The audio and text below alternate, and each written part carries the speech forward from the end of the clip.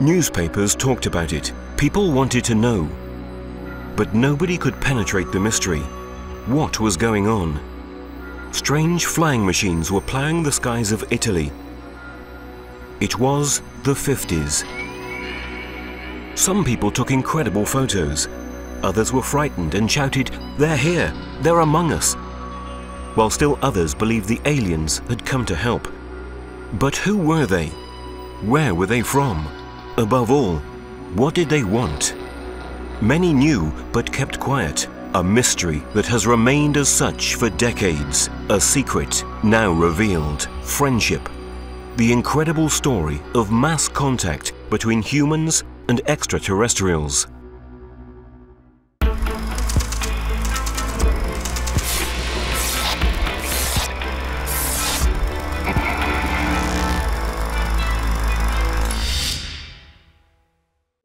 Until recently, the phenomenon of contactism, or the deliberate encounter repeated over time between men and evolved extraterrestrial entities, was believed to involve only a few chosen individuals or contactees.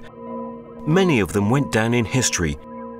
George Adamski, Howard Menger, Eugenio Siragusa, just to name a few.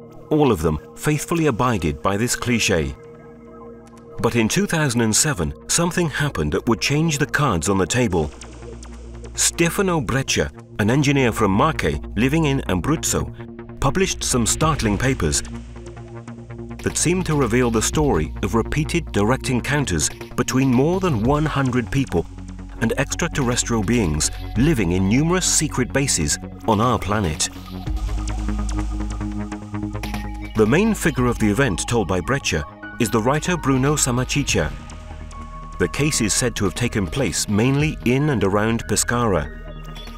It would all begin in 1956 and would last for many years. The film clips and photographs that have emerged so far are of considerable interest, but even more extraordinary are the testimonies of the individuals involved. Everyone called this story friendship, and that is the name that has come down to us today.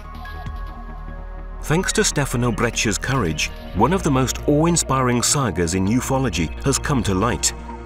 It wasn't an easy decision to decide to make it known.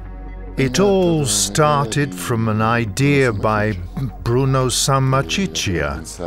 He'd been thinking about writing down his experiences and then asked me to be the one to do it, and so I was at his house for a month to record his stories.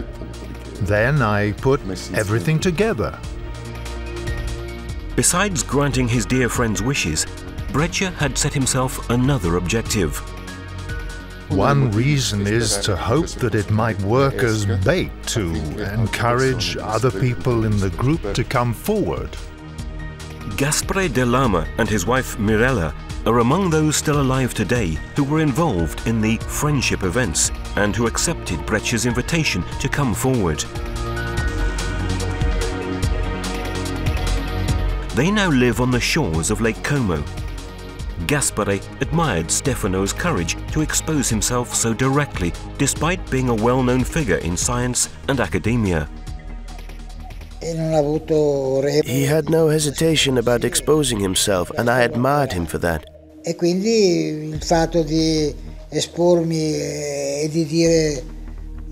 And so coming out and talking about my experience becomes easy for me, because it gives me great joy.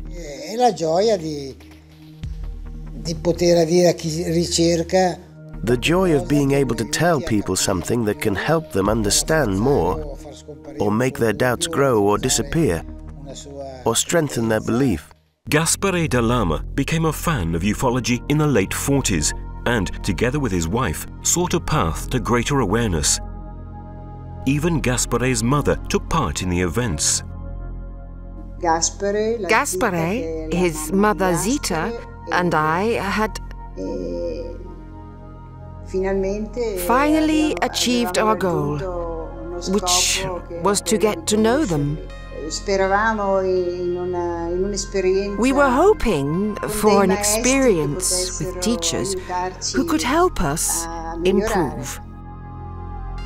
In the friendship story, Samachicha called the beings by the name of W56. They weren't a single race, but a group of extraterrestrial beings coming from different parts of the universe. Although they looked like humans, there were considerable differences in height, which ranged from 1 to 6 meters. The first encounter took place in April 1956. Bruno Samachicha was there, along with his two friends, Giancarlo and Giulio. Bruno said that an old friend had given him this parchment because Bruno collected antiques, and while looking at it, they noticed it was a map of the castle above Ascoli Piceno at Roccapiglia. It seemed to be a kind of treasure map, so they decided to go and take a look at the area. They went there more than once without ever finding anything in particular, until one night when they came across these people. At a certain point, these two came out from a path that runs around the castle, introduced themselves and started to talk. One of them was particularly short, about 1 meter in height, and the other extremely tall, 2.5 meters, something like that. As for the rest, they looked like normal people. But what happened in that encounter? According to the eyewitnesses, the two aliens spoke perfect Italian. The thing that immediately struck them was the strong sense of love that emanated from these beings. The information they gave to Bruno, Giancarlo and Giulio was awesome, to say the least. They said that Earth had been created for a positive purpose and that man was turning everything into evil. That the morality level of humans was much lower than their own. They explained that this is a very critical moment in human history. Atomic weapons are capable of destroying the planet in a matter of minutes, a tremendous risk that could come to pass because of our low moral sense. Their task was to ensure that the situation didn't get out of hand. They said they weren't here to conquer, as there was nothing to conquer. That everything stemmed from the need for love and respect, and that everything should be done in accordance. They knew Earth's history, philosophies, and religions perfectly. They said they'd already been on Earth for many centuries, living at secret bases in various places on the planet. They preferred not to reveal themselves publicly because people weren't ready for the contact. They expected a positive return from their activity. Their goodness and their truth would be stronger than human doubts. When they left, it was almost 3 in the morning.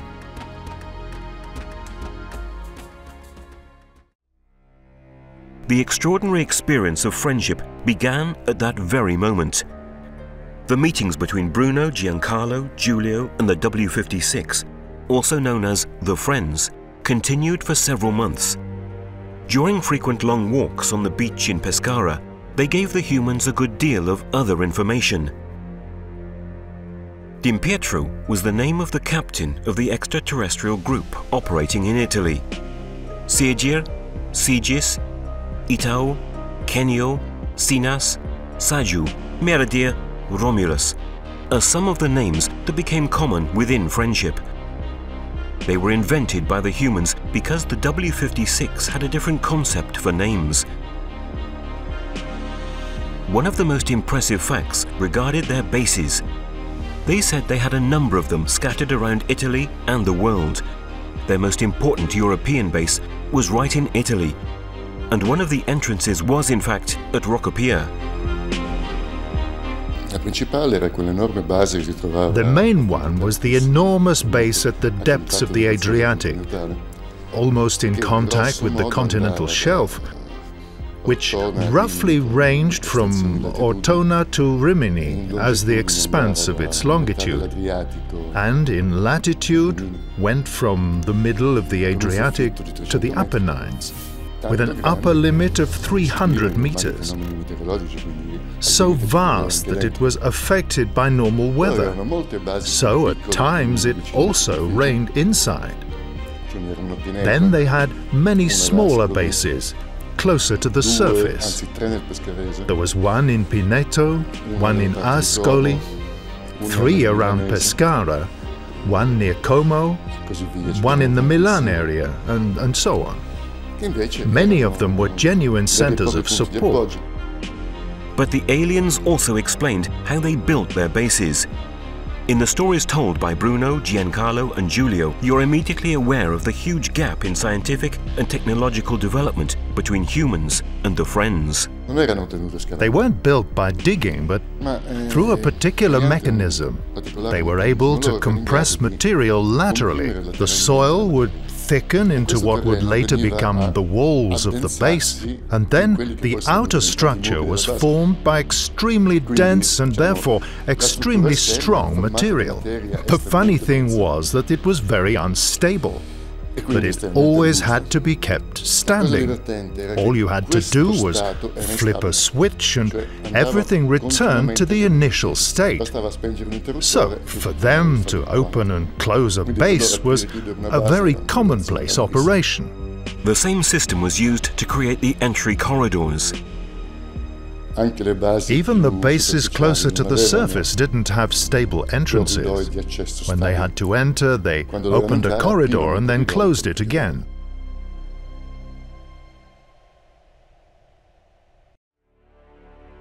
Aside from the facts related to friendship, the presence of secret extraterrestrial bases on our planet is a subject that scholars have long been aware of. Just as there have been numerous cases of contact throughout the world, like the one the American policeman named Herbert Schirmer described, which occurred in Ashland, Nebraska on December 3rd, 1967. The experience took place in the United States to the policeman Schirmer, who had a close encounter of the third kind with UFO entities and was allowed on board one of these UFOs. In the course of this encounter with these beings, they told him several things.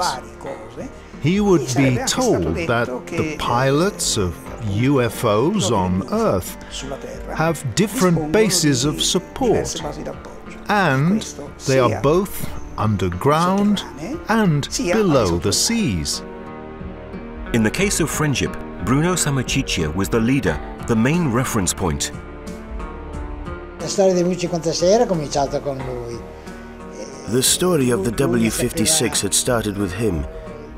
He knew the most since he'd been in the bases, had met them personally, was telepathic, was the one who held the strings, the one who decided. Not that he was, I'm the boss. The word boss isn't nice, but we saw him as number one. The relationship that was established between the W-56 and the friendship group was not one way. Very soon, the Friends started asking for help. At the most prosaic level, they asked for essentially logistical assistance. Then they requested industrial quantities of fruit. Then they needed metals in industrial quantities as usual, but also strange minerals like strontium and barium nitrate, which were very difficult to find since back then they served no useful purpose at all. Today it has applications in telecameras, circuits like that, but in those days we had absolutely no idea what it might be used for. To unload the cargo from the trucks, including fruit, the W-56 used teleporting. They proved they could teleport anything, even people, without any particular problem. They took the whole load of fruit and teleported it, which means that the operation only lasted a few seconds. Of course, all this meant that no outsider could watch the unloading. This often forced Bruno and Giancarlo to invent excuses so the truck drivers arriving with a load wouldn't become suspicious. They usually explained that a team of professional workers would be coming soon to transfer the goods by other means. So, while Bruno invited the driver to some nearby bar to wait for the phantom workers, Giancarlo stood watch over the truck. Obviously, the places where they met were chosen in advance. The unloading operation lasted just a few seconds, so when Bruno and the truck driver came back, it was already over.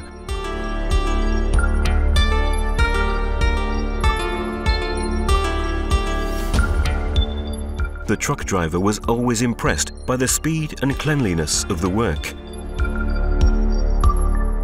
Buying such large quantities and so many varieties of materials was very expensive. Sometimes it was the friends who paid part of the cost, or all of it, maybe in their usual way.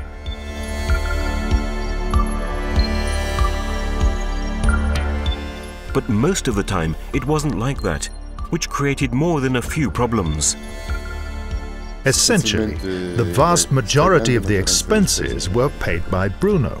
In other words, he took the trouble of paying, the others took part if and when they could. Throughout this story, definitely out of the ordinary, it seems even more absurd that despite their astonishing technological capabilities, the W-56 needed help to get food or other materials. Not to mention the money that materialized out of nowhere. Of course, they could get whatever they wanted without the slightest problem. As I said, their technology was advanced. In my opinion, putting on this little show served to keep the sense of cohesion tight. In fact, the friends explained that to be able to operate among us, humans had to express their goodwill in a concrete way too. They said, "Help us to help you." Lots of people who were part of the friendship story saw W-56 flying saucers. These sightings were almost always by appointment. The W-56 indicated the place, date and time, so the humans were able to get organized with film equipment.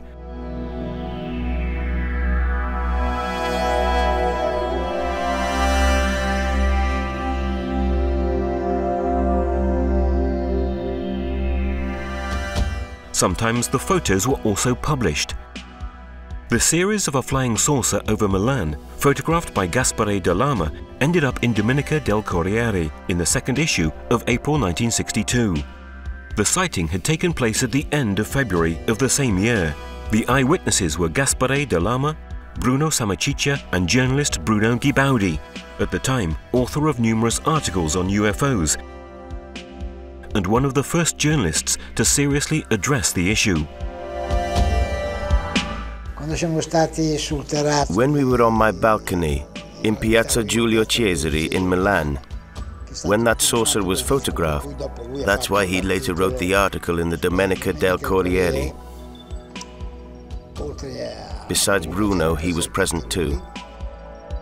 Obviously, only now, after the revelations of Professor Breccia and Gaspare da Lama, can we know what really revolved around that seemingly chance occurrence. But how much weight should we give to these claims? Gaspare still remembers one of the sightings perfectly. It happened in the countryside of Treno near Milan. There are still excellent quality photos and a film clip, more deteriorated because of the decades that have passed. The W-56 asked Gaspare himself to choose the place.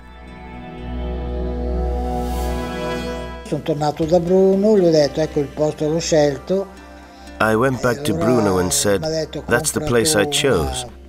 And then he told me, "Go buy some film, put it in the camera." And I said, "But no, you put it in." No, you have to do everything." I said, "Okay." I put the film in the camera and filmed for a good 2 minutes. He wanted me to take the film out of the camera.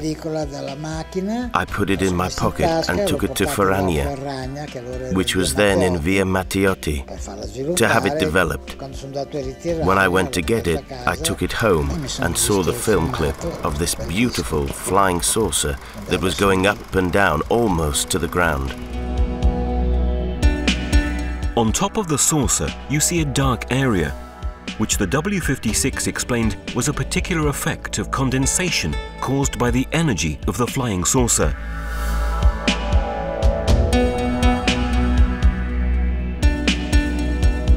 some of the photos of the series taken in the Treno countryside were lost, but those that remain would provide evidence of the incredible sighting experienced by Gaspare de Lama and Bruno Sammachicha. While returning to Milan, the saucer followed them for a stretch, and Sammachicha took one more shot, the last of the 12 exposures on the roll. Bruno took a photo of the same flying saucer, which had apparently reappeared there to follow us or to give us a last farewell. The particular phenomenon of condensation does not appear in this shot. This important series of documents was analyzed to evaluate any possible falsification.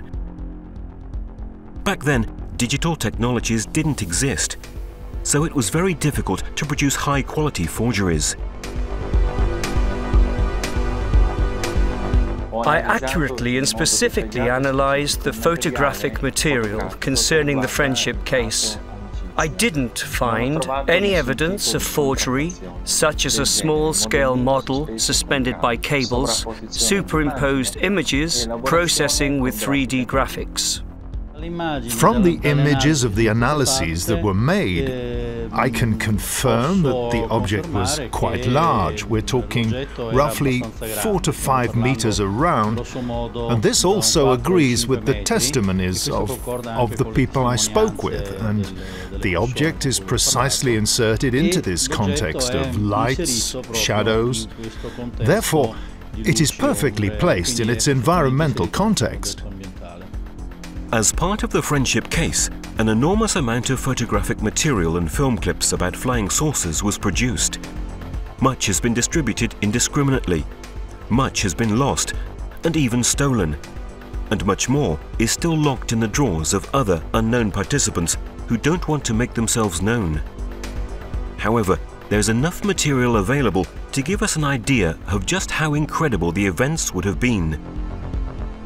All the material that is known to date is thanks to Gaspare de Lama and Stefano Breccia.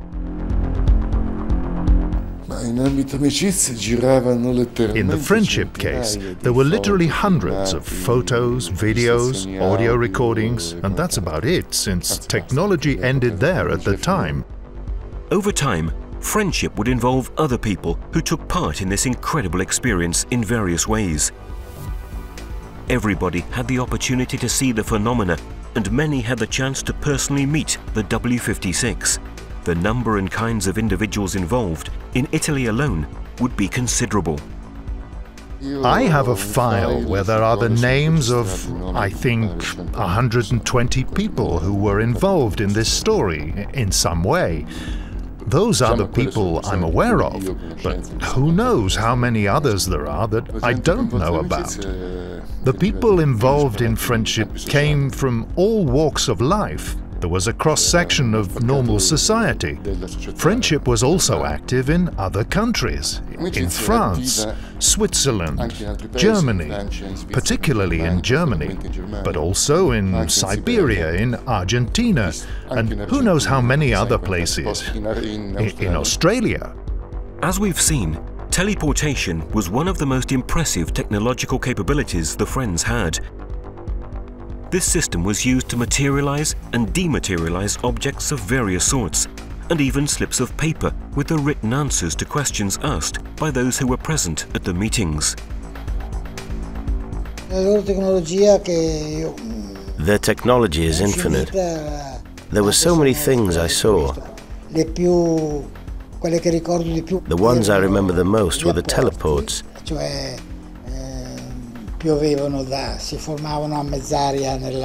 Their film reels, or even, sometimes, written notes or film clips of flying saucers that we would then watch just came from above. They materialized in mid-air in the room. Sometimes they came from the floor and tapped me under the chair. Sometimes I saw them materialize in the air.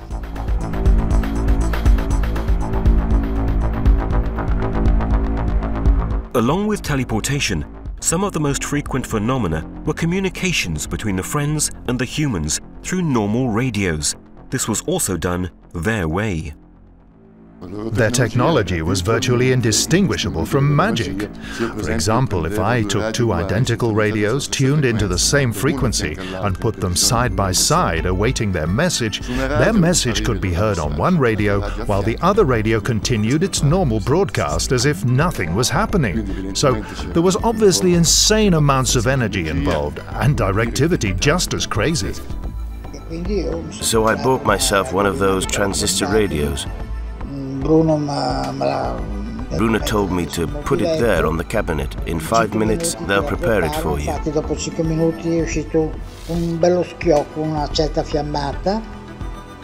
In fact, after 5 minutes, there was a big crack. A sort of greenish flame came out, and Bruno said, "There, now it's ready."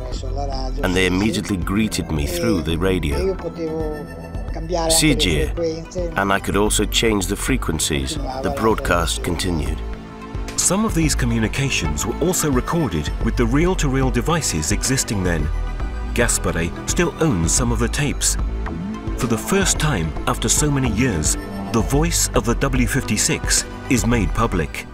Cari amici, cari figlioli, siate certi di noi, poiché nessuno tra noi vacillerà. Voi siate uniti, uniti, uniti e sopportate le vostre debolezze reciproche, lottando e migliorando come uomini e come nostri cari amici. Il nostro mondo per voi cari non è facile a capirsi. Questo è naturale, ma con l'affetto e la fiducia potrete ugualmente stare vicino ai nostri cuori aperti a voi e comprenderci di più. Un abbraccio fatto di caldo affetto e di pura amicizia dal vostro Sigir. Radios weren't the only communication tools used. Sometimes the friends would also insert themselves into normal television programs. I remember once there was a film, and it was interrupted and their saucers were seen flying, while in the background their voices, maybe only greeting us that time. A fourth witness of the extraordinary events of friendship who accepted Breccia's invitation to speak is the professor of design Paolo Di Girolamo. His experience was very brief. He met the friendship group only a couple of times. Always a ufology enthusiast, Di Girolamo knew consul Alberto Perego and journalist Bruno Ghibaldi personally. And it was precisely the latter to put him in touch with Bruno Samaciccia in Pescara. Paolo had with him a letter he'd written for the W56.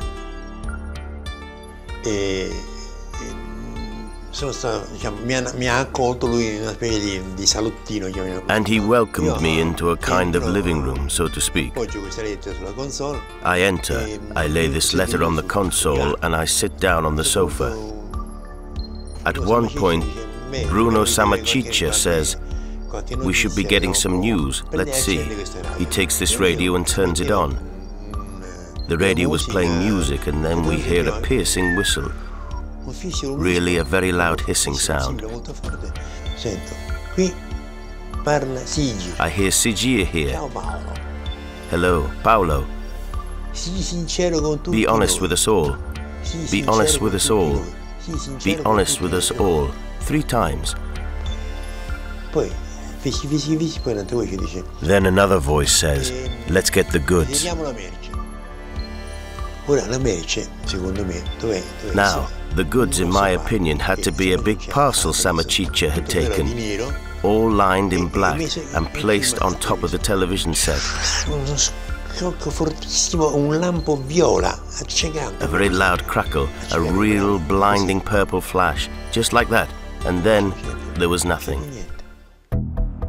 After this event, which leaves Paolo speechless, the group goes out into the street. And when they come back inside, Paolo realizes that his letter, which he'd left on the table, was gone. For a moment, they talk about who might have taken it, but nobody understands. Samachicha's wife also denies touching it. At that point, Bruno urges everyone to go out into the street again.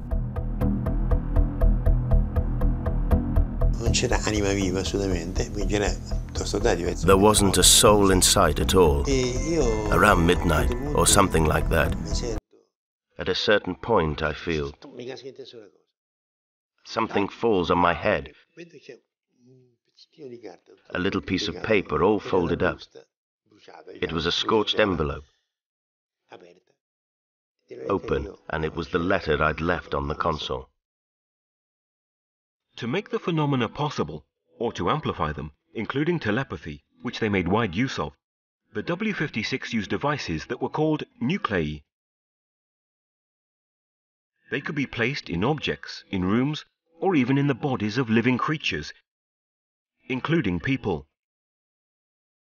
Questi nuclei erano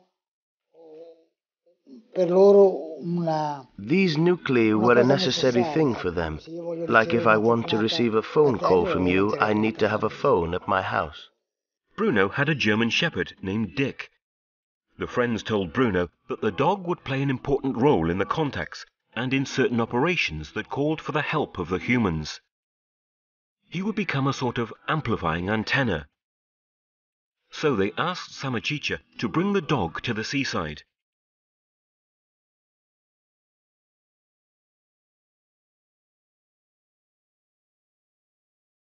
And at their command, which came by telepathy, Dick was made to go into the water. At that point, the friends would treat the dog, placing nuclei under his paws. In fact, Dick was almost always with Bruno. In one of the film clips that have come to light, we see him looking out of the window while Bruno is filming a UFO circling over the palazzos of Milan, where Bruno lived for a while. It isn't the only ufological document made in Milan.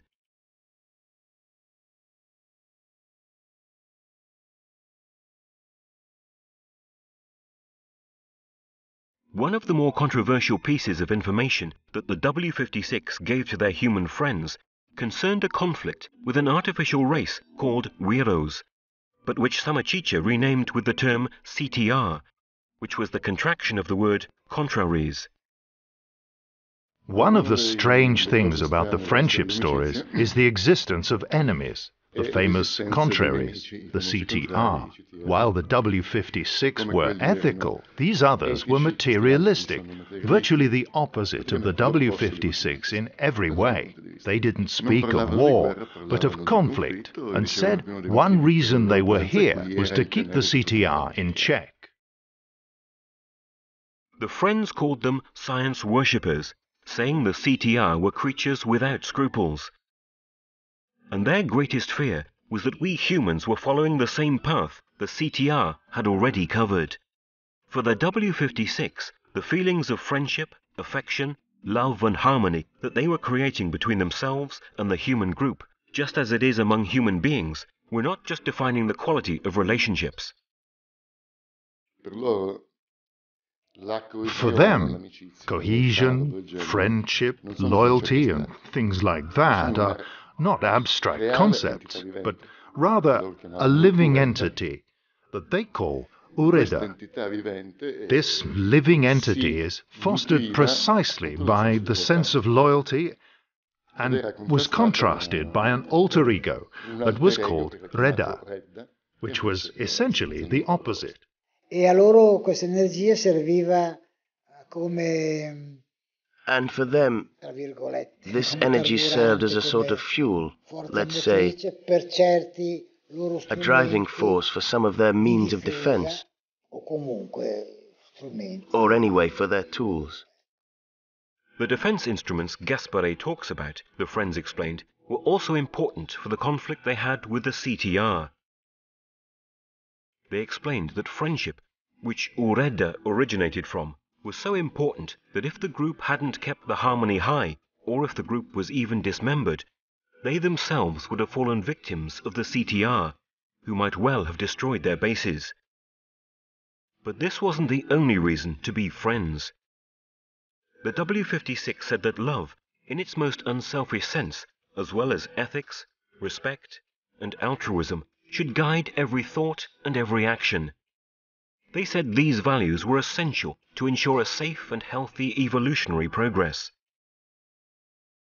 A lesson that humanity had to put into practice if it wanted to avoid the risk of terrible self-destruction. The mere thought of doing harm was inconceivable to the W-56, and the sense of ethics, morality, pervaded their every action, their every gesture, their every thought. Even their technology, their machines, were consciously impregnated with it. A concept that for us is unimaginable. They said they were incapable of causing harm to anyone. They said that even their very devices would refuse to harm anyone. Ethics permeated everything about them, to the point that they would refuse. Indeed, they said that if they weren't able to avoid harming someone, then in that case they would self-destruct. It wasn't by chance that the journalist Bruno Ghibaldi was with De Lama and Sammachicha during the sighting published by Domenica del Corriere.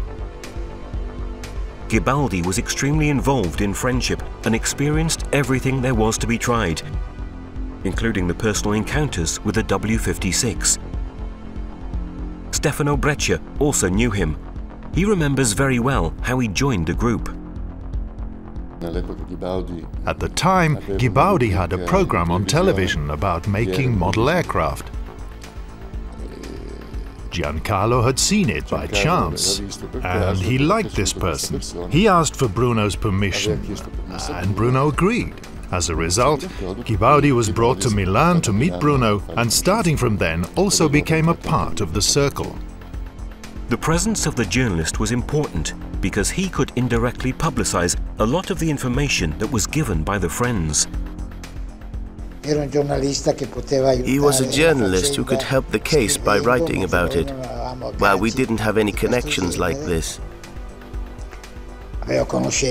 He had acquaintances in the field of journalism and television that we didn't have. The pictures that Ghibaldi took of a UFO over Monte Mario in Rome attracted the attention of Cesare Zavattini. The famous filmmaker interviewed him and put the piece in a documentary film entitled The Mysteries of Rome. The words of Ghibaldi emphasized what the W-56 had said was one of their main tasks on our planet: the control of the nuclear armaments belonging to the superpowers, in the fear that man might make the terrible choice of using them, unleashing a total war.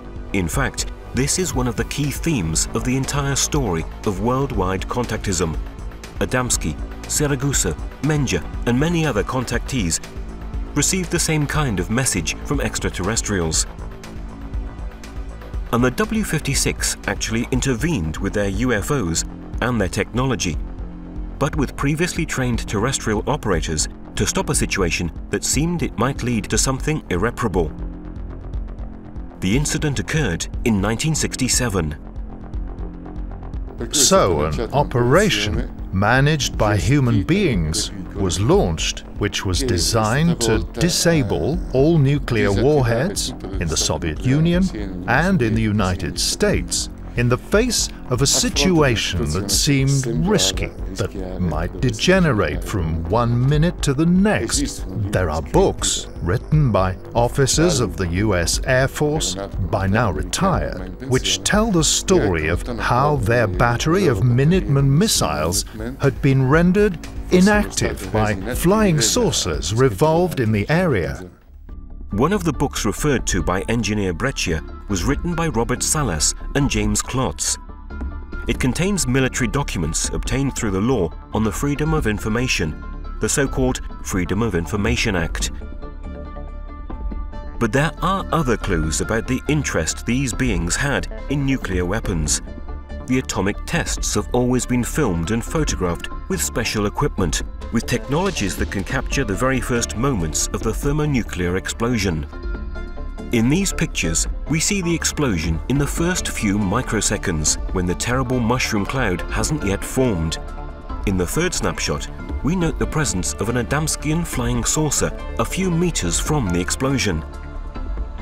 If authentic, this photo would give us an idea of the incredible technological capabilities of these creatures.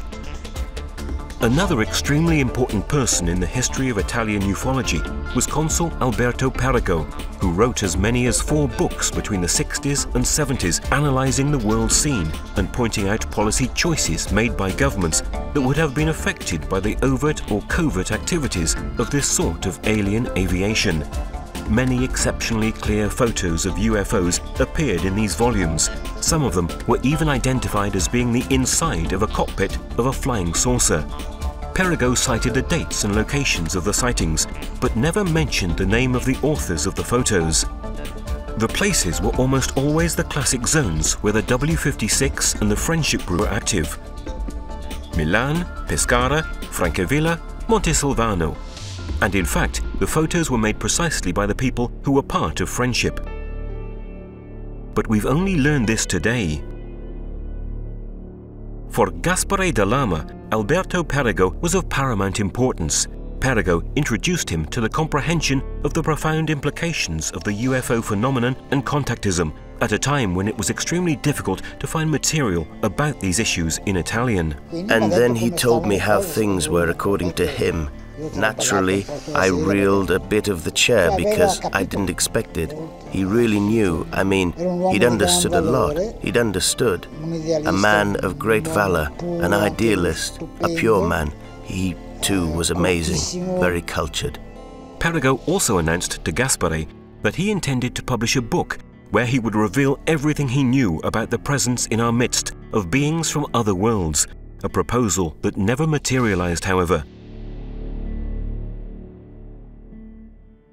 Among the correspondence that Gaspare has kept are letters written by Consul Perego himself. In one of these, among other things, he talks about his intention to publish the book I'll Tell All. Other statements made in this excerpt of the letter are also very interesting. Dear, I imagine you've guessed my bitter experience of recent years. For the revelation of the new reality, I'd bet on 2 men who have disappeared from the scene, John 23 and Kennedy. As is well known, Kennedy died 5 days before my report went into circulation. As you've seen, everyone keeps quiet or pretends not to know. In 1965, I hope to publish I'll Tell All, but I believe I've already said a good deal. I'm sending you with best wishes, the most affectionate remembrance, Alberto Perego.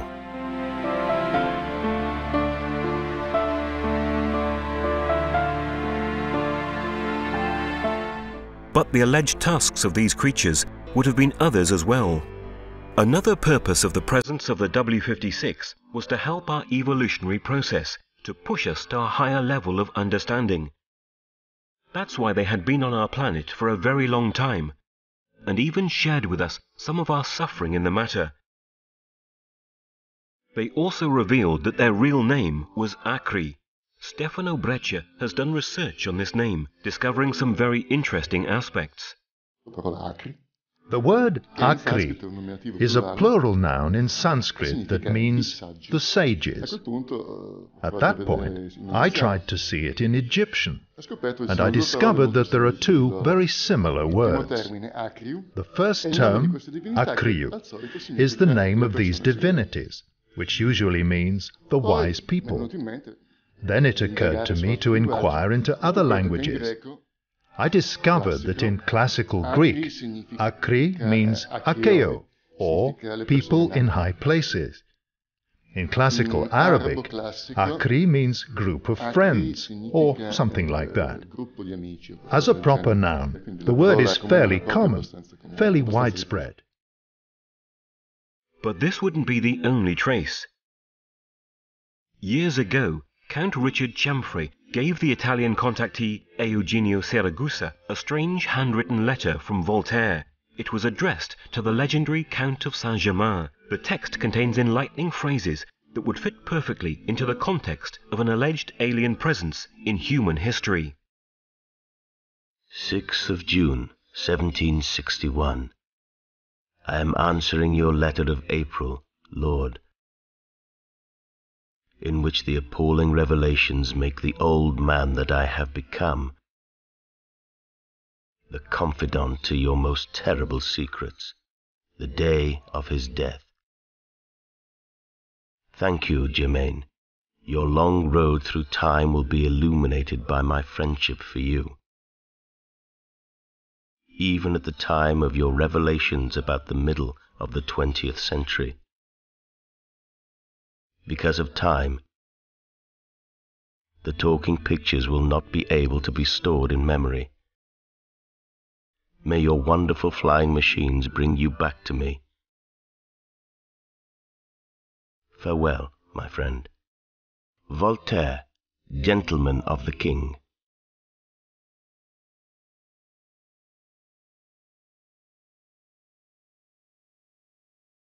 What were the talking pictures that Voltaire refers to? And your wonderful flying machines? What had Voltaire seen? Who was the legendary Count of Saint-Germain really?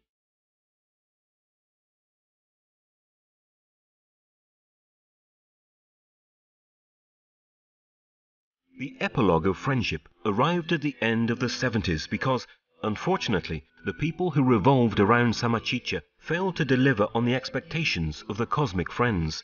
The group gradually and irreversibly fell apart.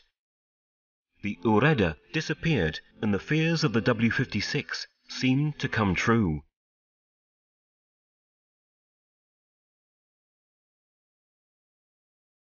This dramatic moment coincided with the phenomena of the Adriatic, the great wave of sightings that occurred between October 78 and January 79.